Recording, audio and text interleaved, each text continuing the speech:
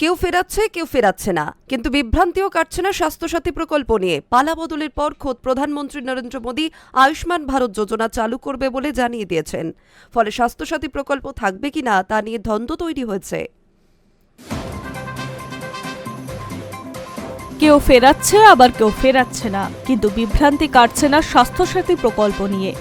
নেবে কি নেবে না সেটার ভিতর দিয়েই কোথাও রোগী ভর্তি হচ্ছে, আবার কোথাও কৌশলগতভাবে বলা হচ্ছে বেড খালি নেই। বিভিন্ন নার্সিংহোম কর্তৃপক্ষের দাবি এমনিতে অনেক টাকা বকেয়া রয়েছে, কিস্তিতে টাকা দিয়েছে রাজ্য সরকার।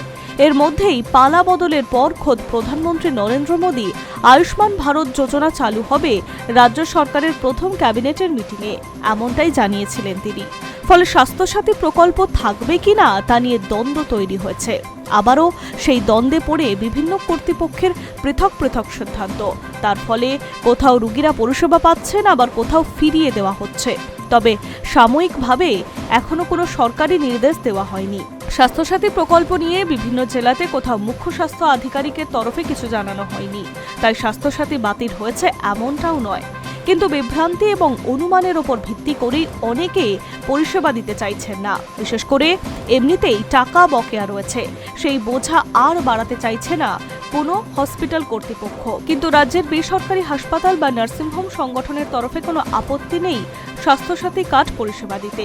তারা সংগঠনের কোনো সদস্যকেই স্বাস্থ্যসাথীতে চিকিৎসা পরিষেবা দিতে না বলেননি, এমনটাই প্রাইভেট নার্সিংহোমগুলির দাবি। Private nursing home and hospital owners welfare association সেক্রেটারির দাবি, পরিষেবা তো দেওয়া হচ্ছে, তবে কোথাও কোথাও কোনো কর্তৃপক্ষ হয়তো তাদের মতো করে কোনো সিদ্ধান্ত নিচ্ছেন। সংগঠনের তরফে আমরা বলছি, সাধারণ মানুষকে পরিষেবা থেকে বঞ্চিত করার দরকার নেই।